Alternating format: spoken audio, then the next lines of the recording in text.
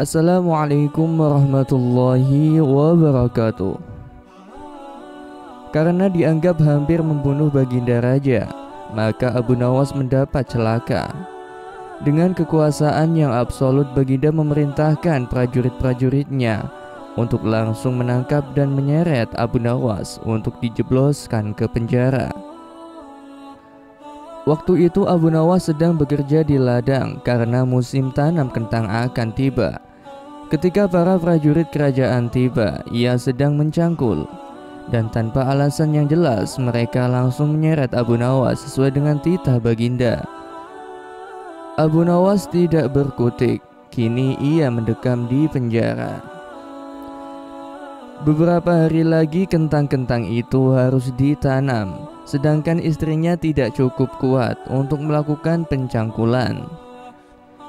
Abu Nawas tahu bahwa tetangga-tetangganya tidak akan bersedia membantu istrinya, sebab mereka juga sibuk dengan pekerjaan mereka masing-masing. Tidak ada yang bisa dilakukan di dalam penjara kecuali mencari jalan keluar. Seperti biasa, Abu Nawas tidak bisa tidur dan tidak enak makan. Ia hanya makan sedikit. Sudah 2 hari ia meringkuk di dalam penjara, wajahnya murung. Pada hari ketiga, Abu Nawas memanggil seorang pengawal, dan ia pun berkata, "Bisakah aku minta tolong kepadamu? Bisakah aku meminta tolong kepadamu?" Kata Abu Nawas membuka pembicaraan. "Apa itu?" kata pengawal itu tanpa gairah. "Aku ingin pinjam pensil dan selembar kertas. Aku ingin menulis surat untuk istriku. Aku harus menyampaikan sebuah rahasia penting yang hanya boleh diketahui oleh istriku saja." Pengawal itu berpikir sejenak lalu pergi meninggalkan Abu Nawas. Ternyata pengawal itu menghadap Baginda Raja untuk melapor. Mendengar laporan dari pengawal, Baginda segera menyediakan apa yang diminta Abu Nawas. Dalam hati, Baginda bergumam, mungkin kali ini ia bisa mengalahkan Abu Nawas. Abu Nawas menulis surat yang berbunyi, "Wahai istriku, janganlah engkau sekali-kali menggali ladang kita, karena aku menyembunyikan harta karun dan senjata di situ. Dan tolong jangan bercerita kepada siapapun."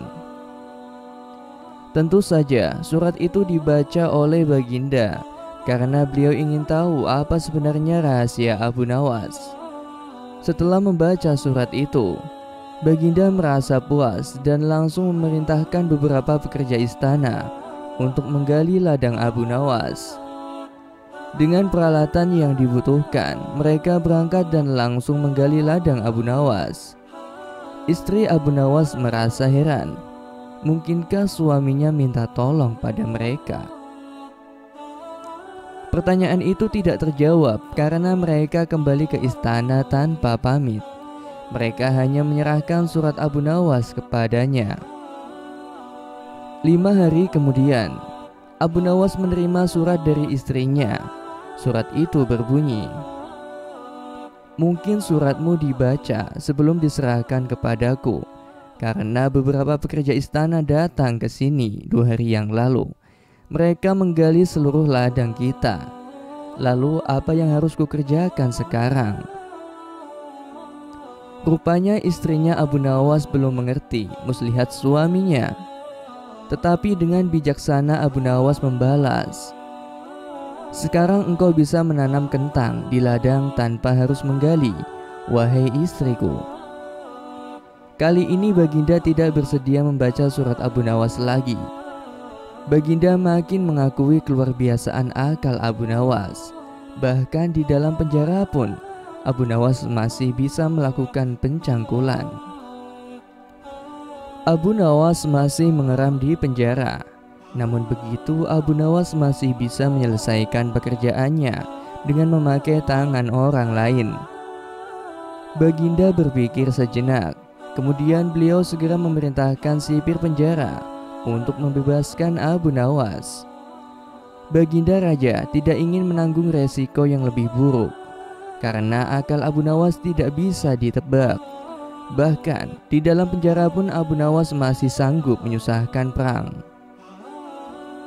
Keputusan yang dibuat Baginda Raja untuk melepaskan Abu Nawas memang sangat tepat, karena bila sampai Abu Nawas bertambah sakit hati, maka tidak mustahil kesusahan yang akan ditimbulkan akan semakin gawat. Kini hidung Abu Nawas sudah bisa menghisap udara kebebasan di luar. Istri Abu Nawas menyambut gembira kedatangan suami yang selama ini sangat dirindukannya.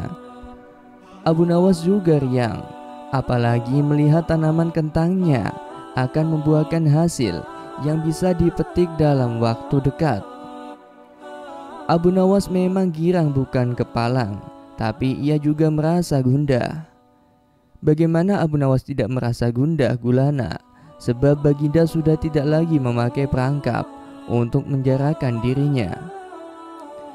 Tetapi Baginda Raja langsung memenjarakannya. Maka tidak mustahil bila suatu ketika nanti Baginda langsung menjatuhkan hukuman pancung. Abu Nawas yakin bahwa saat ini Baginda pasti sedang merencanakan sesuatu. Abu Nawas menyiapkan payung untuk menyambut hujan yang akan diciptakan oleh Baginda Raja. Pada hari itu, Abu Nawas mengumumkan dirinya sebagai ahli nujum atau tukang ramal nasib. Sejak membuka praktek ramal meramal nasib, Abu Nawas sering mendapatkan panggilan dari orang-orang terkenal. Kini Abu Nawas tidak saja dikenal sebagai orang yang handal dalam menciptakan gelak tawa, tetapi juga sebagai ahli ramal yang jitu. Mendengar Abu Nawas mendadak menjadi ahli ramal, maka Baginda Raja Harun ar-Rasyid merasa khawatir. Baginda curiga, jangan-jangan Abu Nawas bisa membahayakan kerajaan. Maka tanpa pikir panjang, Abu Nawas pun ditangkap. Abu Nawas sejak semula yakin Baginda Raja kali ini berniat akan menghabisi riwayatnya. Tetapi Abu Nawas tidak begitu merasa gentar. Mungkin Abu Nawas sudah mempersiapkan tameng.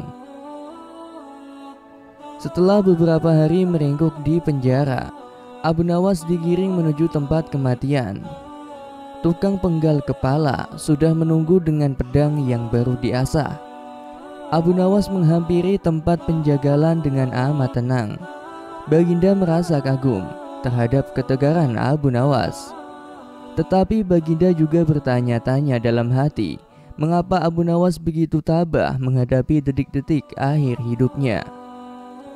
Ketika Algojo sudah siap mengayunkan pedang, Abu Nawas tertawa-tawa sehingga Baginda menangguhkan pemancungan.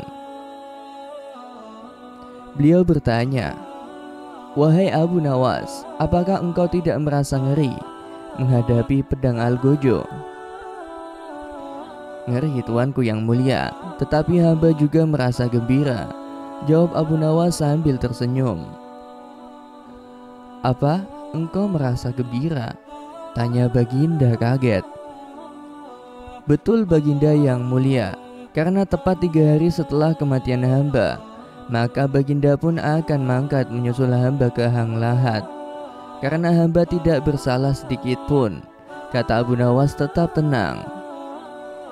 Baginda gemetar mendengar ucapan Abu Nawas, dan tentu saja hukuman pancung dibatalkan. Abu Nawas digiring kembali ke penjara. Baginda memerintahkan agar Abu Nawas diperlakukan istimewa. Malah Baginda memerintahkan supaya Abu Nawas disuguhi hidangan yang enak-enak. Tetapi Abu Nawas tetap tidak kerasa tinggal di penjara. Abu Nawas berpesan dan setengah mengancam kepada penjaga penjara bahwa bila ia terus-menerus mendekam dalam penjara, ia bisa jatuh sakit atau meninggal. Baginda Raja terpaksa membebaskan Abu Nawas setelah mendengar penuturan penjaga penjara.